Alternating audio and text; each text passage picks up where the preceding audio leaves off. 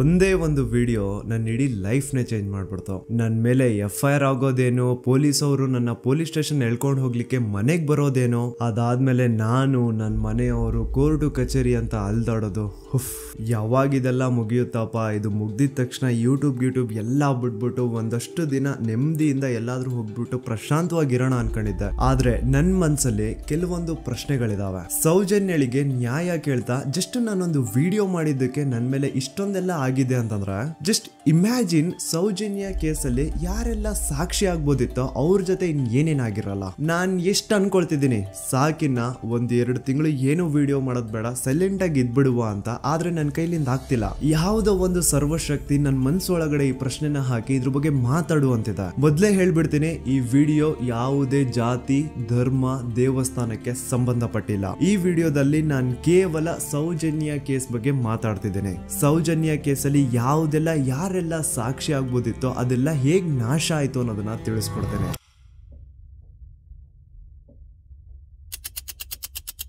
ನೆನಪು ಮಾಡ್ಕೊಳ್ಳಿ, 9 ಅಕ್ಟೋಬರ್ 2012 ಸೌಜನ್ಯ ಕಾಣೆ ಆದಾಗ ಸೌಜನ್ಯನ ಮನೆಯವರು ಅಂಡ್ ಊರಿನ 200-300 ಜನ ಸೇರ್ಕೊಂಡು ರಾತ್ರಿ 12 ಗಂಟೆವರೆಗೂ ಸೌಜನ್ಯಗೋಸ್ಕರ ಹುಡುಕ್ತಾರೆ. ಆದ್ರೆ ಸೌಜನ್ಯ ಸಿಗಲ್ಲ. ಮಿಡ್ ನೈಟ್ ಆಗಿರುತ್ತೆ ಅಂಡ್ ತುಂಬಾ ಜೋರ್ ಮಳೆ ಬರ್ತಾ ಇರುತ್ತೆ. ಇನ್ನು ಹುಡುಕೋದ್ ಬೇಡ, ಬೆಳಿಗ್ಗೆ ಎದ್ದು ಮತ್ತೆ ಎಲ್ರು ಹುಡುಕುವ ಅಂತ ಎಲ್ರು ತಮ್ಮ ಮನೆಗೆ ವಾಪಸ್ ಹೋಗ್ತಾರೆ. ದೆನ್ ನೆಕ್ಸ್ಟ್ ದಿನ ಅಂದ್ರೆ 10 ಅಕ್ಟೋಬರ್ 2012 ಸೌಜನ್ಯನ ಬಾಡಿ ಸಿಗುತ್ತೆ ಅಂಡ್ ಅವಳ ಬಾಡಿ ಪಕ್ಕದಲ್ಲಿ ಅವಳ ಕಾಲೇಜ್ ಬ್ಯಾಗ್ ಅಂಡ್ ಅವಳ ಬುಕ್ಸ್ ಎಲ್ಲ ಬಿದ್ದಿರ್ತವೆ. ಸೊ ಹಿಂದಿನ ದಿನ ಆ ಒಂದು ಜಾಗದಲ್ಲಿ ಅಷ್ಟು ಜೋರು ಮಳೆ ಬಂದಿದ್ರು ಸೌಜನ್ಯನ ಬ್ಯಾಗ್ ಅಂಡ್ ಅವಳ ಬುಕ್ಸ್ ಒಂದು ಚೂರುನು ನೆಂದಿರಲ್ಲ. ದಾಖಲೆ ಇದೆ ಸ್ವಾಮಿ, ದಾಖಲೆ ಇಲ್ದೆ ಈ ದೂತ ಸಮೀರ್ MD ಏನು ಮಾತಾಡಲ್ಲ. There was rain and the clothes of the victim were not stained with mud and the bag was not wet, even the books were not wet. ಹಿಂದಿನ ದಿನ ಅಷ್ಟು ಜೋರು ಮಳೆ ಬಂದಿದ್ರು ಸೌಜನ್ಯನ ಬುಕ್ಸ್ ಅಂಡ್ ಬ್ಯಾಗ್ ನೆಂದಿಲ್ಲ. ಹೇಗೆ? ಇದರ ಅರ್ಥ ಸೌಜನ್ಯನ ಆ ಒಂದು ಜಾಗದಲ್ಲಿ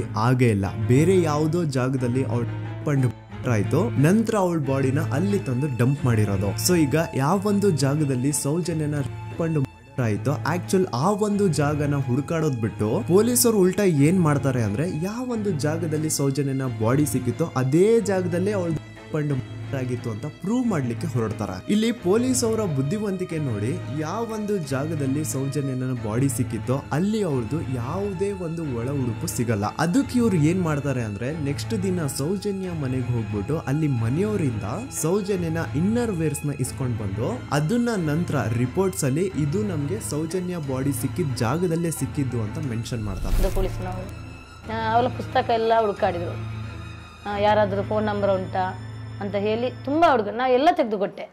ನನ್ನ ಮಗಳ ವಿಷಯ ನನಗೆ ಎಲ್ಲ ಗೊತ್ತು ಸರ್, ನೋಡಿ ಪುಸ್ತಕ ಅಂತ ನೋಡಿದೆ. ಅವಾಗ ನನ್ನ ತಂಗಿಯ ಒಂದು ನಂಬ್ರ ಇತ್ತು, ಆ ನಂಬ್ರನ್ನು ತಗೊಂಡೋಗಿದ್ದಾರೆ. ಆಮೇಲೆ ಮನೆಯಿಂದ ಮರು ದಿವಸ ಸಂತೋಷ್ ರಾವ್ ಸಿಕ್ಕಿದ ದಿವಸ ಹೊಲ ಉಡುಪಿದೆಯಲ್ಲ ಸರ್, ಅದು ಮನೆಯಿಂದ ತಗೊಂಡೋಗಿದ್ದಾರೆ. ಅದಕ್ಕೆ ನಾವು ಒಂದು ಗುರುತಿಗೆ ಒಂದು ಸ್ಟಿಚ್ ಮಾಡಿಕೊಟ್ಟಿದ್ದೇವೆ, ನೂಲಿನ ಒಂದು ಬಿಳಿ ನೂಲಿನ ಒಂದು ಸ್ಟಿಚ್ ಮಾಡಿಕೊಟ್ಟಿದ್ದೇವೆ. ಅದನ್ನೇ ತನಿಖೆಗೆ ಅವರಲ್ಲಿ ಇಟ್ಟಿದ್ದಾರೆ. ನೋಡಿ, ಪೊಲೀಸ್ ಅವ್ರ ಪ್ರಕಾರ ಸೌಜನ್ಯ ಆಗಿದ್ದು ಆ ಒಂದು ಹಳ್ಳ ಹತ್ರ, ಆದ್ರೆ ಆಕ್ಚುಲಿ ಅಲ್ಲಿ ಆಗೇ ಇಲ್ಲ. ಬಟ್ ಸ್ಟಿಲ್ ಈ ಒಂದು ಪಾಯಿಂಟ್ ನ ಪ್ರೂವ್ ಮಾಡ್ಲಿಕ್ಕೆ ಪೊಲೀಸ್ ಅವರು ಯಾವ ಮಟ್ಟಕ್ಕೆ ಹೋಗ್ತಾರೆ ಅಂತಂದ್ರೆ, ಯಾವೊಂದು ಜಾಗದಲ್ಲಿ ಸೌಜನ್ಯನ ಬಾಡಿ ಸಿಕ್ಕಿತ್ತೋ ಅಲ್ಲಿಂದ 50 ಅಡಿ ದೂರದಲ್ಲಿ ಸಂತೋಷ್ ರಾವ್ನ ಒಂದು ಟೆಂಟ್ ಹಾಕ್ಸ್ತಾರೆ. ಸೌಜನ್ಯನ ಆಗ್ಬೇಕಾದ್ರೆ ಎಲ್ಲೋ ಬಾಹುಬಲಿ ಬೆಟ್ಟದಲ್ಲಿ ಇದ್ದಂತಹ ಸಂತೋಷ್ ರಾವ್ ಇಲ್ಲ ಅದೇ ಜಾಗದಲ್ಲಿ ಇದ್ದ ಅಂತ ಪ್ರೂವ್ ಮಾಡ್ಲಿಕ್ಕೆ ಸಂತೋಷ್ ರಾವ್ನ ಒಂದು ಟೆಂಟ್ ಹಾಕ್ತಾರೆ. ಒಂದಿಷ್ಟು ಪ್ಲಾಸ್ಟಿಕ್ ಚೀಲಗಳನ್ನ ಹಾಸ್ಬಿಟ್ಟು ಅದ್ರ ಮೇಲೆ ಸಂತೋಷ್ ರಾವ್ನ ಕೆಲವೊಂದು ಥಿಂಗ್ಸ್ ಇಟ್ಬಿಟ್ಟು ಇವ್ನು ಇಲ್ಲೇ ಇದ್ದ ಅಂತ ಪ್ರೂವ್ ಮಾಡಿಸ್ತಾರ. ಈಗ ಸ್ವಲ್ಪ ತಲೆ ಯೂಸ್ ಮಾಡಿ, ಸೌಜನ್ಯ ಕಾಣೆಯಾಗಿದ್ದ ದಿನ ಸೌಜನ್ಯನ ಮನೆಯವರು ಅಂಡ್ ಊರಿನ ಜನ ಸುಮಾರು 200-300 ಜನ ಸೇರ್ಕೊಂಡ್ಬಿಟ್ಟು ಸೌಜನ್ಯಗೋಸ್ಕರ ಹುಡುಕ್ತಾರೆ. ಅವ್ರು ಅದೇ ಜಾಗದಲ್ಲಿ ಹುಡುಕ್ತಾರ ಗುರು, ಎಲ್ಲೂ ಜಾಸ್ತಿ ದೂರ ಹೋಗಲ್ಲ, ಅದೇ ಜಾಗದಲ್ಲಿ ಹುಡುಕ್ತಿರ್ತಾರ. ಕತ್ಲೆಯಲ್ಲಿ ಸೌಜನ್ಯನ ಬಾಡಿ ಕಾಣಿಸಿಲ್ಲ ಅನ್ಕೊಳ್ಳಿ, ಏನೋ ಸ್ವಲ್ಪ ಪೊದೆಗಳ ಹಿಂದೆ ಅಥವಾ ಬೇಲಿಗಳು ಅಡ್ಡ ಬಂದಿರಬಹುದು, ಹಾಗಾಗಿ ಅವಳ ಬಾಡಿ ಕಾಣಿಸಿಲ್ಲ ಅನ್ಕೊಳ್ಳಿ. ಆದ್ರೆ ಅಲ್ಲಿಂದನೇ 50 ಅಡಿ ದೂರದಲ್ಲಿರುವಂತಹ ಸಂತೋಷ್ ರಾವ್ನ ಟೆಂಟ್ ಆ 200-300 ಜನರಲ್ಲಿ ಒಬ್ರಿಗೂ ಕಾಣಿಸಿಲ್ವಾ? ಅಷ್ಟೇ ಅಲ್ಲ, ನೆಕ್ಸ್ಟ್ ದಿನ ಅಂದ್ರೆ 10 ಅಕ್ಟೋಬರ್ 2012 ಸೌಜನ್ಯನ ಮೃತದೇಹ ಸಿಕ್ಕಿದೆ ಅನ್ನೋ ಒಂದು ನ್ಯೂಸ್ ಲೋಕ್ ಲೈಟ್ಸ್ ಗೆಲ್ಲ ಗೊತ್ತಾದಾಗ ಅಲ್ಲಿ ಒಂದು ಅಂದಾಜು ಪ್ರಕಾರ 3000 ಜನ ಸೇರ್ತಾರಂತ. ಆಗ್ಲೂ ಸಹ ಆ 3,000 ಜನರಲ್ಲಿ ಒಬ್ರಿಗೂ ಸಹ ಆ ಸಂತೋಷ್ ರಾವ್ನ ಟೆಂಟ್ ಕಾಣಿಸೇ ಇಲ್ಲ. ಜಾಸ್ತಿ ದೂರ ಇಲ್ಲ ಗುರು, ಎಲ್ಲಿ ಬಾಡಿ ಸಿಕ್ಕಿರುತ್ತೋ ಅಲ್ಲಿಂದ 50 ಅಡಿ ದೂರ ಅಷ್ಟೇ. ಆದ್ರೂ ಆ ಟೆಂಟ್ ಯಾರಿಗೂ ಕಾಣಿಸೇ ಇಲ್ಲ. ಹೇಗೆ? ಯಾಕಂತಂದ್ರೆ ಆ ಟೆಂಟ್ ಅಲ್ಲಿ ಇರ್ಲೇ ಇಲ್ಲ. ಇದ್ರೆ ತಾನೇ ಕಾಣಿಸೋದಕ್ಕೆ. ಪಾಪ ಸಂತೋಷ್ ರಾವ್ನ ಈ ಕೇಸಲ್ಲಿ ಹೆಂಗಾದ್ರೂ ಮಾಡಿ ಫಿಟ್ ಮಾಡ್ಲೇಬೇಕು ಅಂತ ಪೊಲೀಸ್ ಅವ್ರು ಫಿಕ್ಸ್ ಆಗ್ಬಿಟ್ಟಿದ್ರು. ಇನ್ನೊಂದು ಲಾಜಿಕಲ್ ಪಾಯಿಂಟ್ ಹೇಳ್ತೀನಿ ನಿಮ್ಗೆ. ಈ ಒಂದು ಸ್ಟೇಟ್ಮೆಂಟ್ ನ ನೋಡಿ. ಈ ಸ್ಟೇಟ್ಮೆಂಟ್ ಬೇರೆ ಯಾರು ಕೊಟ್ಟಿದ್ದಲ್ಲ ಗುರು. 5 ಜನ ಕಿಡಿಗೇಡಿಗಳು ಸಂತೋಷ್ ರಾವ್ನ ಬಾಹುಬಲಿ ಬೆಟ್ಟದಿಂದ ಕರ್ಕೊಂಡ್ ಬಂದು ಪೊಲೀಸ್ ಅವ್ರ ಕೈಗೆ ಒಪ್ಸಿದ್ರು. ಆ ಕಿಡಿಗೇಡಿಗಳಲ್ಲೇ ಒಬ್ಬ ಕೊಟ್ಟಂತಹ ಸ್ಟೇಟ್ಮೆಂಟ್ ಇದು. ಇದ್ರಲ್ಲಿ ಇವನ್ ಹೇಳ್ತಿದ್ದಾನೆ ಸಂತೋಷ್ ರಾವ್ ಕೈಯಲ್ಲಿ ಒಂದು ಚೀಲ ಇತ್ತು ಅಂತ. ಈಗ ಸಂತೋಷ್ ರಾವ್ನ ಅರೆಸ್ಟ್ ಮಾಡಾದ್ಮೇಲೆ ಅವನ ಕೈಯಲ್ಲಿ ಇದ್ದಂತಹ ಚೀಲ ಕೂಡ ಪೊಲೀಸ್ ಅವರು ತಮ್ಮ ಕಸ್ಟಡಿಗೆ ತಗೊಂಡಿರ್ತಾರ ತಾನೆ. ಹಾಗಿದ್ರೆ ಸಂತೋಷ್ ರಾವ್ನ ಚೀಲ ಅಂಡ್ ಅದ್ರಲ್ಲಿ ಇದ್ದಂತಹ ಅವನ ವಸ್ತುಗಳು ಪೊಲೀಸ್ ಕಸ್ಟಡಿಲೇ ಇರ್ಬೇಕೆ ಹೊರತು ಅದ್ಯಾವುದೋ ಕಾಡಲ್ಲಿ ಆ ಟೆಂಟ್ ಒಳಗಡೆ ಅಲ್ಲ. ಅಂಡ್ ಇನ್ನೊಂದು ಮೇನ್ ಇಂಪಾರ್ಟೆಂಟ್ ಆಗಿ ಸಂತೋಷ್ ರಾವ್ನ ಪೊಲೀಸ್ ಅವರು ಕಸ್ಟಡಿಗೆ ತಗೊಂಡಿದ್ದು 11 ಅಕ್ಟೋಬರ್ 2012. ಆದ್ರೆ ಅಫಿಷಿಯಲ್ ಆಗಿ ಪೇಪರ್ಸ್ ಮೇಲೆ ತೋರಿಸಿರೋದು 13 ಅಕ್ಟೋಬರ್ 2012. ಹಾಗಿದ್ರೆ ಆ 2 ದಿನ ಸಂತೋಷ್ ರಾವ್ನ ಪೊಲೀಸ್ ಸ್ಟೇಷನ್ ಅಲ್ಲಿ ಇಟ್ಕೊಂಡು ಪೊಲೀಸ್ ಅವರು ಏನ್ ಮಾಡ್ತಿದ್ರು? ಇದು ಇಲ್ಲಿಗಲ್ ಡಿಟೆನ್ಷನ್ ತಾನೆ. ಈಗಷ್ಟೇ ನಾನು ಡಾಕ್ಟರ್ ಆದಮ್ ಅವ್ರು ಕೊಟ್ಟಂತಹ ಪೋಸ್ಟ್ ಮಾರ್ಟಮ್ ರಿಪೋರ್ಟ್ ನೋಡಿದೆ. ಅಂಡ್ ಇದ್ರಲ್ಲಿ ಏನಿದೆ ಗೊತ್ತಾ? ಸೌಜನ್ಯ ಸತ್ತಾದ್ಮೇಲೆ ಅಲ್ಲ, ಅವಳು ಬದುಕಿರ್ಬೇಕಾದ್ರೇನೆ, ಅವಳು ಮಾಡ್ತಾ ಇರ್ಬೇಕಾದ್ರೇನೆ ಆ ದುಷ್ಕರ್ಮಿಗಳು ಅವಳ ಯೋನಿ ಒಳಗಡೆ 6 ಇಂಚು ಮಣ್ಣು ತುಂಬಿರೋದು. ಅಂಡ್ ರೀಸೆಂಟ್ ಆಗಿ ಬರ್ತಾ ಇರುವಂತಹ ಇನ್ನೊಂದು ಬಿಗ್ಗೆಸ್ಟ್ ಅಲಿಗೇಷನ್ ಏನು ಅಂತಂದ್ರೆ ಸಂತೋಷ್ ರಾವ್ ಬ್ರೈನ್ ಮ್ಯಾಪಿಂಗ್ ಗೆ ಒಪ್ಕೊಂಡಿಲ್ಲ ಅಂತವ್ರು ಪ್ಲೀಸ್ ಈ ಒಂದು ಡಾಕ್ಯುಮೆಂಟ್ ನ ಕಂಡ್ಬಿಟ್ಟು ನೋಡಿ. ಇಲ್ಲಿ ಸಂತೋಷ್ ರಾವೇ ಹೇಳ್ತಿದ್ದಾನೆ, ಅಪರಾಧಿ ಎಂದು ಸಾಬೀತು ಮಾಡಲು ಅಗತ್ಯವಿರುವ ಯಾವುದೇ ವೈಜ್ಞಾನಿಕ ಪರೀಕ್ಷೆಗೆ ಒಳಪಡಲು ಸ್ವಯಂ ಇಚ್ಛೆ ವ್ಯಕ್ತಪಡಿಸಿರುತ್ತೇನೆ. ಕೆಳಗಡೆ ಸಂತೋಷ್ ರಾವ್ನ ಸಿಗ್ನೇಚರ್ ಇದೆ ಅಂಡ್ ಈ ಕಡೆ ಕೋರ್ಟ್ ನ ಸೀಲ್ ಕೂಡ ಇದೆ. ಅಂಡ್ ಇನ್ನೊಂದು ವಿಷಯ, ನನ್ನ ವಿಡಿಯೋದಲ್ಲಿ ನಾನು ಹೇಳಿದ್ದೀನಿ ಸಂತೋಷ್ ರಾವ್ಗೆ ಫಿಮೋಸಿಸ್ ಅನ್ನೋ ಒಂದು ಕಾಯಿಲೆ ಇತ್ತು ಅಂತ. ಅಂಡ್ ಅಲ್ಲಿ ಇನ್ನೊಂದು ಪಾಯಿಂಟ್ ಕೂಡ ಹೇಳಿದ್ದೀನಿ, ಇನ್ ಕೇಸ್ ಅವನ್ ಏನಾದ್ರು ಮಾಡಿದ್ರೆ ನರಕ ಅನುಭವಿಸ್ತಾನೆ ಅಂತ. Note that point. In case ನಾ ಸಂತೋಷ್ ರಾವ್ ಮಾಡ್ಲಿಕ್ಕೆ ನಾಲಾಯಕ್ ಅಂತಾನು ಹೇಳಿಲ್ಲ, ಲಾಯಕ್ ಅಂತಾನು ಹೇಳಿಲ್ಲ. ಇನ್ ಕೇಸ್ ಮಾಡಿದ್ರೆ ನರ್ಕ ಅನುಭವಿಸ್ತಾನೆ ಅಂತ ಹೇಳಿದ್ದು. ನೋಡಿ, ಹೇಳ್ತಾ ಹೋದ್ರೆ ಬೇಜಾನ್ ಇದೆ. ಆಸ್ ಎ ಯೂಟ್ಯೂಬರ್ ಆ ಕೇಸ್ ಫೈಲ್ಸ್ ನ ನೋಡ್ತಾ ಇದ್ರೆ ನನ್ಗೆನೆ ಬೇಜಾನ್ ಡೌಟ್ಸ್ ಬರ್ತಾ ಇದೆ ಪೊಲೀಸ್ ಅವರ ಇನ್ವೆಸ್ಟಿಗೇಷನ್ ಮೇಲೆ. ಸೊ ಅದನ್ನೆಲ್ಲ ಗಮನದಲ್ಲಿ ಇಟ್ಕೊಂಡು ನಾನ್ ಹೇಳೋದಿಷ್ಟೇ, ಈ ಒಂದು ಕೇಸ್ ಅಲ್ಲಿ ಯಾವ ಆಂಗಲ್ ಇಂದನೂ ಪೊಲೀಸ್ ಅವ್ರ ಕಡೆಯಿಂದ ಫೇರ್ ಇನ್ವೆಸ್ಟಿಗೇಷನ್ ಆಗಿಲ್ಲ. And I clear my point. ಈಗ ಈ ಒಂದು ಸೌಜನ್ಯ ಕೇಸ್ ಅಲ್ಲಿ ಯಾರೆಲ್ಲ ಸಾಕ್ಷಿ ಆಗ್ಬೋದಿತ್ತೋ ಅವ್ರ ಜೊತೆ ಏನಾಯ್ತು ಅಂತ ಹೇಳ್ತೇನೆ. ಮೊದಲನೇದಾಗಿ ರವಿ ಪೂಜಾರಿ. ಇವನ್ ಬಗ್ಗೆ ನಾನು ಫಸ್ಟ್ ವಿಡಿಯೋದಲ್ಲೇ ಹೇಳಿದೀನಿ. ಆ 5 ಜನ ಕಿಡಿಗೇಡಿಗಳು ಯಾರು ಸಂತೋಷ್ ರಾವ್ನ ಪೊಲೀಸ್ ಅವರಿಗೆ ಅರೆಸ್ಟ್ ಮಾಡಿಕೊಟ್ರು ಅದ್ರಲ್ಲಿ ಇವನು ಒಬ್ಬ. ಸೊ ಈ ಸೌಜನ್ಯನ ಕೇಸ್ ಯಾವಾಗ CBI ಗೆ ಟ್ರಾನ್ಸ್ಫರ್ ಆಗುತ್ತೆ ಅಂತ ಗೊತ್ತಾಗುತ್ತೋ ಈ ರವಿ ಪೂಜಾರಿ ಉರ್ಲಾಕೊಂಡು ಸತ್ ಹೋಗ್ತಾನೆ. ರವಿ ಪೂಜಾರಿ ಹಾಕೊಂಡು ಸತ್ ಹೋದ ಅಂತಾರೆ, ಆದ್ರೆ ಅವ್ನು ಹಾಕೊಂಡೇ ಸತ್ ಹೋದ ಅಂತ ಯಾರು ಐ ವಿಟ್ನೆಸ್ ಇಲ್ಲ. ಹಾಗಾಗಿ ಇವನ ಒಂದು ಸಾವು ಒಂದು ನಿಗೂಢ ಸಾವಾಗಿ ಉಳ್ಕೊಂಡ್ಬಿಡ್ತು. ಇನ್ನೊಬ್ಳು ಬಂದು ವಾರಿಜಾ ಅಂತ. ಸೌಜನ್ಯನ ಮಾಡಿ ಆ ಕಿಡಿಗೇಡಿಗಳು ಅವಳನ್ನ ಒಂದು ಫಾರ್ಮ್ ಹೌಸ್ ಗೆ ಕರ್ಕೊಂಡು ಹೋಗಿರ್ತಾರೆ. ಅಂಡ್ ಆ ಫಾರ್ಮ್ ಹೌಸ್ ಅಲ್ಲಿ ವಾರಿಜಾ ಅನ್ನೋಳು ಕೆಲಸ ಮಾಡ್ತಾ ಇರ್ತಾಳೆ. ಸೊ ಈ ವಾರಿಜಾ ಸೌಜನ್ಯ ಆ ಕಿಡಿಗೇಡಿಗಳ ಜೊತೆ ಇರೋದನ್ನ ನೋಡಿರ್ತಾಳೆ, ಆದ್ರೆ ಅವಳಿಗೆ ಗೊತ್ತಿಲ್ಲ ಅವಳನ್ನ ಕರ್ಕೊಂಡು ಬಂದಿದ್ದಾರೆ ಅಂತ. ನಂತರ 1-2 ದಿನ ಆದ್ಮೇಲೆ ಯಾವಾಗ ಸೌಜನ್ಯ ಬಗ್ಗೆ ನ್ಯೂಸ್ ಅಲ್ಲೆಲ್ಲ ಬರ್ತಾ ಇತ್ತು ಅದನ್ನ ನೋಡಿ ಆಗ ಇವಳಿಗೆ ರಿಯಲೈಸ್ ಆಗುತ್ತೆ, ಓ ಇವಳೇ ಅಲ್ವಾ ಆ ಹುಡುಗಿ ಅವತ್ ನಮ್ ದಣಿ ಕರ್ಕೊಂಡ್ ಬಂದಿದ್ದು ಅಂತ. ಈಗ ವಾರಿಜಾ ತನಗ್ ಗೊತ್ತೋ ಗೊತ್ತಿಲ್ದೇನೋ ಸೌಜನ್ಯ ಕೇಸಲ್ಲಿ ಒಂದು ಮೇಜರ್ ಸಾಕ್ಷಿ ಆಗ್ಬಿಡಿದ್ಲು. ಸೊ ಯಾವಾಗ ಈ ಕೇಸ್ ನ CID ಟೀಮ್ ಅವರು ಇನ್ವೆಸ್ಟಿಗೇಷನ್ ಮಾಡೋದಕ್ಕೆ ಸ್ಟಾರ್ಟ್ ಮಾಡ್ತಾರೋ ಆಗ ವಾರಿಜಾನ ಮೃತದೇಹ ಅದೇ ಒಂದು ಫಾರ್ಮ್ ಹೌಸ್ ನ ಬಾವಿಯಲ್ಲಿ ಸಿಗುತ್ತೆ. ಬಾವಿಲಿ ಇವಳೇ ಸ್ವತಃ ಜಿಗ್ದು ತನ್ನ ಪ್ರಾಣ ಬಿಟ್ಲು ಅಂತ ಹೇಳ್ತಾರೆ. ಆದ್ರೆ ಅವಳೇ ಬಾವಿಗೆ ಬಿದ್ದು ಅವಳು ಪ್ರಾಣ ಬಿಟ್ಲು ಅಥವಾ ಅವಳಿಗೆ ಯಾರಾದ್ರೂ ಬಾವಿಲಿ ಬೀಳ್ಸಿ ಸಾಯಿಸಿದ್ರು ಗೊತ್ತಿಲ್ಲ. ಅಂಡ್ ಇನ್ನೊಂದು ವಿಷಯ, ಯಾವ ಒಂದು ಬಾವಿ ಒಳಗಡೆ ವಾರಿಜಾನ ಬಾಡಿ ಸಿಕ್ಕಿತ್ತೋ ಆ ಬಾವಿನ ದಣಿಗಳು ಒಂದ್ ಸ್ವಲ್ಪ ದಿನ ಆದ್ಮೇಲೆ ಕಂಪ್ಲೀಟ್ ಮುಚ್ಚಾಕ್ಬಿಡ್ತಾರ. ಯಾಕೆ? ಇನ್ನೊಬ್ಬ ಬಂದು ಗೋಪಾಲ್ ಕೃಷ್ಣ. ಇವನು ಅಗೇನ್ 5 ಜನ ಕಿಡಿಗೇಡಿಗಳು ಸಂತೋಷ್ ರಾವ್ನ ಪೊಲೀಸ್ ಅವ್ರಿಗೆ ಹಿಡಿದುಕೊಟ್ರು ಅದ್ರಲ್ಲಿ ಒಬ್ಬ. ಅಂಡ್ ಸೌಜನ್ಯ ಕೇಸ್ ನ ಮೇನ್ ಪ್ರೈಮರಿ ಸಾಕ್ಷಿ ಇವನು ಕೂಡ ಸತ್ ಹೋಗಿದ್ದಾನೆ. ಅಂಡ್ ಇವನು ಸ್ಲೋ ಪಾಯ್ಸನ್ ಇಂದ ಸತ್ ಹೋದ ಅಂತ ಹೇಳಲಾಗುತ್ತೆ. ದೆನ್ ಇನ್ನೊಬ್ಬ ಬಂದು ಪ್ರಶಾಂತ್ ಅಂತ. ಸೌಜನ್ಯನ ಮಾಡಿ ಆ ಕಿಡಿಗೇಡಿಗಳು ಅವಳನ್ನ ಯಾವ ಜಾಗಕ್ಕೆ ಕರ್ಕೊಂಡು ಹೋಗಿದ್ರೋ ಇವನು ಆ ಜಾಗದಲ್ಲಿ ಕೆಲಸ ಮಾಡೋನು. ಇವನು ಪಾಪ ಸೌಜನ್ಯನ ಆ ಕಿಡಿಗೇಡಿಗಳಿಂದ ಬಿಡಿಸೋದಕ್ಕೆ ಟ್ರೈ ಮಾಡ್ತಾನೆ, ಆದ್ರೆ ಅದು ಸಾಧ್ಯ ಆಗಲ್ಲ. ನಂತರ ಕೆಲವೇ ದಿನಗಳಲ್ಲಿ ಇವಂದು ಕೊಲೆ ಆಗುತ್ತಾ. ಯಾರೆಲ್ಲ ಯಾವುದೆಲ್ಲ ಈ ಕೇಸಲ್ಲಿ ಸಾಕ್ಷಿ ಆಗ್ಬೋದಿತ್ತೋ ಅದೆಲ್ಲ ನಾಶ ಆಗುತ್ತಾ. ಸೊ ಇದೆಲ್ಲ ನಿಜವಾಗ್ಲೂ ಕೋಇನ್ಸಿಡೆನ್ಸ್ ಅಥವಾ ಎಲ್ಲಾನು ಸ್ಕೆಚ್ ಹಾಕಿ ಮಾಡಿರೋದ. ಇನ್ನೊಬ್ಬ ಬಂದು ದಿನೇಶ್ ಅಂತ. ಇವನು ಕೂಡ ಸೌಜನ್ಯ ಕೇಸಲ್ಲಿ ಒಬ್ಬ ಸಾಕ್ಷಿನೇ. ಸೌಜನ್ಯನ ಯಾರೋ ಕಿಡಿಗೇಡಿಗಳು ಕಿಡ್ನಾಪ್ ಮಾಡ್ಕೊಂಡು ನಡ್ಕೊಂಡು ಹೋಗ್ತಾ ಇರ್ಬೇಕಾದ್ರೆ ದಿನೇಶ್ ಅದನ್ನ ಕಣ್ಣಾರೆ ಕಂಡಿರ್ತಾನೆ. ಇವನ್ ಹೋಗ್ಬಿಟ್ಟು ಪೊಲೀಸ್ ಅವ್ರಿಗೆ ಹೇಳ್ತಾನೆ ಕೂಡ, ಆದ್ರೆ ಪೊಲೀಸ್ ಅವರು ಯಾರು ಇವನ್ ಮಾತನ್ನ ತಲೆಗೆ ಹಾಕೊಳ್ಳಲ್ಲ. ಅದಾದ್ಮೇಲೆ ಒಂದು ದಿನ ಸಡನ್ಲಿ ಇವನು ರೋಡ್ ಆಕ್ಸಿಡೆಂಟ್ ಅಲ್ಲಿ ಸಾಯ್ತಾನೆ. ಡೇ ಟೈಮ್ ಅಲ್ಲೇ ತುಂಬಾ ಫಾಸ್ಟ್ ಆಗಿ ಒಂದು ಬುಲೆರೋ ಕಾರ್ ಬಂದ್ಬಿಟ್ಟು ಇವನಿಗೆ ಹಿಟ್ ಮಾಡುತ್ತೆ ಅಂಡ್ ಅದರಿಂದ ಇವನು ಸತ್ ಹೋಗ್ತಾನೆ. ಆ ಬುಲೆರೋ ಕಾರ್ ಯಾರ್ದು, ಅದನ್ನ ಓಡಿಸ್ತಿದ್ದಂತಹ ಡ್ರೈವರ್ ಯಾರು ಅಂಡ್ ಅವನು ಯಾರಿಗೆ ಸಂಬಂಧಪಟ್ಟವನು ಒಮ್ಮೆ ನೀವೇ ರಿಸರ್ಚ್ ಮಾಡಿ ನೋಡ್ಕೊಳ್ಳಿ. ಇನ್ನೊಬ್ಬ ಬಂದು ಹರೀಶ್ ಮಡಿವಾಳ್. ಇವನು ಪೊಲೀಸ್ ಅವ್ರಿಗೆ ಒಂದು ಸ್ಟೇಟ್ಮೆಂಟ್ ನ ಕೊಟ್ಟಿರ್ತಾನೆ. 9 ಅಕ್ಟೋಬರ್ 2012 ಸೌಜನ್ಯ ಕಾಲೇಜಿಂದ ಬಸ್ ಅಲ್ಲಿ ಬಂದು ನೇತ್ರಾವತಿ ಬಸ್ ಸ್ಟಾಪ್ ಅಲ್ಲಿ ಇಳ್ಕೊಂಡು ನಂತರ ತನ್ನ ಮನೆ ಕಡೆಗೆ ನಡ್ಕೊಂಡು ಹೋಗ್ತಾ ಇರ್ಬೇಕಾದ್ರೆ ಸೌಜನ್ಯನ ಹಿಂದೆ ಯಾರೋ ಒಬ್ಬ ಅಪರಿಚಿತ ಗಂಡು ಅವಳನ್ನ ಫಾಲೋ ಮಾಡ್ಕೊಂಡು ಹೋಗ್ತಿದ್ದ ಅಂತ ಇವನ್ ಸ್ಟೇಟ್ಮೆಂಟ್ ಕೊಡ್ತಾನೆ. ಅಂಡ್ ನೀವೇನ್ ಸ್ಕ್ರೀನ್ ಮೇಲೆ ನೋಡ್ತಾ ಇದ್ರು ಇದೇ ಆ ಸ್ಟೇಟ್ಮೆಂಟ್ ನ ಕಾಪಿ. ಇದ್ರಲ್ಲಿ ಎಲ್ಲಿನೂ ಹರೀಶೇ ಈ ಒಂದು ಸ್ಟೇಟ್ಮೆಂಟ್ ಕೊಟ್ಟಿದ್ದಾನೆ ಅಂತ ಅವನ ಸಿಗ್ನೇಚರ್ ಆಗ್ಲಿ ಸೈನ್ ಆಗ್ಲಿ ಏನು ಇಲ್ಲ. ಈ ಸ್ಟೇಟ್ಮೆಂಟ್ ನ ತಗೊಂಡಿರುವಂತಹ ಪೊಲೀಸ್ ಅವ್ರ ಸಿಗ್ನೇಚರ್ ಇದೆ, ಆದ್ರೆ ಹರೀಶ್ ನ ಸೈನ್ ಮಾತ್ರ ಎಲ್ಲೂ ಇಲ್ಲ.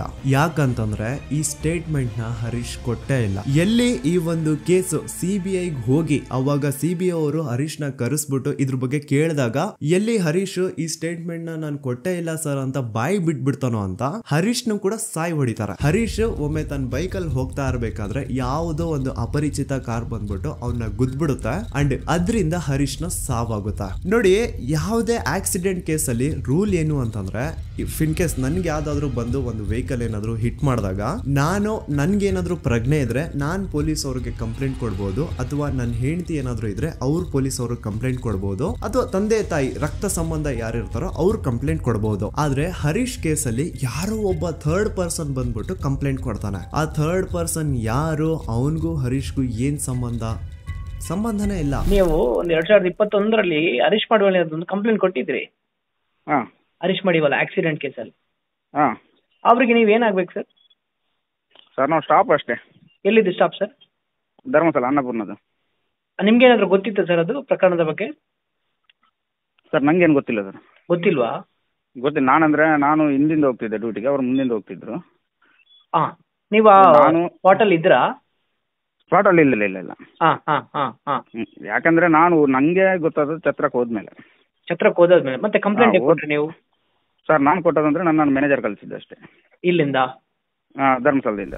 ಸೇಮ್ ಇದೇ ತರಾನೇ ಆನೆ ಮಾವುತನ ಕೇಸಲ್ಲೂ ಆಗಿದ್ದು. ಮನೆಯವ್ರು ಹೋಗಿ ಕಂಪ್ಲೇಂಟ್ ಕೊಟ್ರೆ ಪೊಲೀಸ್ ಅವ್ರು ಕಂಪ್ಲೇಂಟ್ ತಗೊಳಲ್ಲ, ಆದ್ರೆ ಅದೇ ಯಾರೋ ಒಬ್ಬ ಥರ್ಡ್ ಪರ್ಸನ್ ಬಂದು ಕಂಪ್ಲೇಂಟ್ ಕೊಟ್ರೆ ಪೊಲೀಸ್ ಅವರು ಕಂಪ್ಲೇಂಟ್ ಬರೀತಾರೆ. ಆನೆ ಮಾವುತನ ಹೆಂಡತಿ ಲೋಕಲ್ ಪೊಲೀಸ್ ಸ್ಟೇಷನ್ಗೆ ಕಂಪ್ಲೇಂಟ್ ಕೊಡಕ್ ಹೋದ್ರೆ ಅವ್ರು ಕಂಪ್ಲೇಂಟ್ ತಗೊಳ್ತಿಲ್ಲ ಸರ್ ಅಂತ ಹೇಳ್ಬಿಟ್ಟು SP ಆಫೀಸ್ಗೆ ಲೆಟರ್ ಬರ್ದಿರೋದು ಸಹ ಇದೆ. But still no action was taken. So SP ಆಫೀಸ್ಗೆ ಲೆಟರ್ ಕೊಟ್ಟಾದ್ಮೇಲೆ ಏನು ತನಿಖೆ ಆಗದೆ ಇದ್ದಾಗ ಆಗ ಆನೆ ಮಾವುತನ ಮಕ್ಕಳು ಹೋಗ್ಬಿಟ್ಟು IGPಗೆ ಒಂದು ಲೆಟರ್ ಬರ್ದು ಕೊಡ್ತಾರೆ. ಆದ್ರೂ ಸಹ ಇನ್ನೂವರೆಗೂ ಸರಿಯಾದ ತನಿಖೆ ಆಗೇ ಇಲ್ಲ ಅಂಡ್ ರಿಯಲ್ ಆರೋಪಿಗಳು ಯಾರು ಅಂತ ಗೊತ್ತಾಗೇ ಇಲ್ಲ.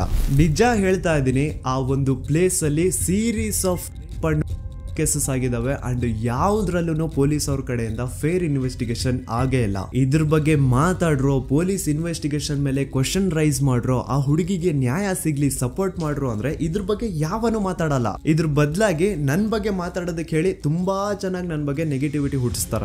ಜಾತಿ ಧರ್ಮ ತರೋದು, ಇವ್ನ್ ಯಾವ್ದಾವ್ದು ಆಪ್ಸ್ ನ ಪ್ರಮೋಟ್ ಮಾಡ್ತಿದ್ದ, ಇವನ್ ಮಾತು ಯಾಕೆ ನಂಬ್ತೀರಾ ಅಂತ ನನ್ ಬಗ್ಗೆನೇ ನೆಗೆಟಿವಿಟಿ ಹುಟ್ಟಿಸೋದು. ಇವನು ಆ ಆ್ಯಪ್ ಪ್ರಮೋಟ್ ಮಾಡ್ತಿದ್ದ, ಇವನು ಈ ಆ್ಯಪ್ ಪ್ರಮೋಟ್ ಮಾಡ್ತಿದ್ದ, ಇವನ್ ಮಾತುಗಳನ್ನ ಯಾಕೆ ನಂಬ್ತೀರಾ, ಇವನು ಮುಸ್ಲಿಂ ಇದಾನೆ, ಇವನು ಮುಲ್ಲಾ ಇದಾನೆ, ಅದು ಇದು ಅಂತ ಮಾತಾಡೋದು. ಹೌದು ಗುರು, ನಾನ್ ಪ್ರಮೋಷನ್ಸ್ ನ ಮಾಡಿದೀನಿ. ನಾನು ಆ ಆ್ಯಪ್ದು ಮಾಡಿದೀನಿ, ಈ ಆ್ಯಪ್ದು ಮಾಡಿದೀನಿ, ಎಲ್ಲಾ ತರ ಆ್ಯಪ್ದು ನಾನು ಪ್ರಮೋಷನ್ಸ್ ಮಾಡಿದೀನಿ. ಈಗ ಹಿಂದೆ ನಾನು ಮಾಡಿರುವಂತಹ ಪ್ರಮೋಷನ್ಸ್ಗೂ ಈ ಕೇಸ್ಗೂ ಏನ್ ಸಂಬಂಧ? ಅನ್ನೆಸೆಸರಿ ಆಗಿ ಮ್ಯಾಟರ್ ನ ಡೈವರ್ಟ್ ಮಾಡ್ಲಿಕ್ಕೆ ಟ್ರೈ ಮಾಡಬೇಡಿ. ಇನ್ಮೇಲೆ ನಾನೇನಾದ್ರೂ ಆ ತರ ಅಪ್ಲಿಕೇಶನ್ಸ್ ನ ಪ್ರಮೋಷನ್ ಮಾಡಿದ್ರೆ ಆಗ ಬಂದು ನೀವು ನನ್ನನ್ನ ಪ್ರಶ್ನೆ ಮಾಡೋದ್ರಲ್ಲಿ ಅರ್ಥ ಇದೆ. ಹಿಂದೆ ಮಾಡಿರೋದನ್ನ ಇಟ್ಕೊಂಡು ಮಾತಾಡಿ ವಿಡಿಯೋ ಮಾಡೋದಲ್ಲ ಕಂಟೆಂಟ್ ಅಂದ್ರೆ. ಅಂಡ್ ಇನ್ನೊಂದು ವಿಷಯ, ನಾನು ದೂತ ಸಮೀರ್ MD ಯೂಟ್ಯೂಬ್ ಚಾನಲ್ ನ ಸ್ಟಾರ್ಟ್ ಮಾಡಿ ಕೇವಲ ಆಗಿರೋದು 8 ತಿಂಗಳಷ್ಟೇ. ಅಂಡ್ ಈ 8 ತಿಂಗಳಲ್ಲಿ ನಾನು ಹಾಕಿರೋದು ಕೇವಲ 12 ವಿಡಿಯೋಸ್. ಅದರಲ್ಲಿ 1-2 ಆಲ್ರೆಡಿ ಟೇಕ್ ಡೌನ್ ಆಗಿದಾವೆ. ಸೊ ಅಷ್ಟು ಬೇಗ ಅದ್ ಹೆಂಗ್ ನೀವು ಜಡ್ಜ್ ಮಾಡ್ಬಿಟ್ರಿ ನಾನು ಆಂಟಿ ಹಿಂದೂ ಅಂತ? ನಿಮಗ್ ನಿಜವಾಗ್ಲೂ ನಾನು ಆಂಟಿ ಹಿಂದೂ ಅನ್ಸಿದ್ರೆ ನಂದು ಇನ್ನೊಂದು ಚಾನಲ್ ಇದೆ ಸಮೀರ್ MD ಅಂತ.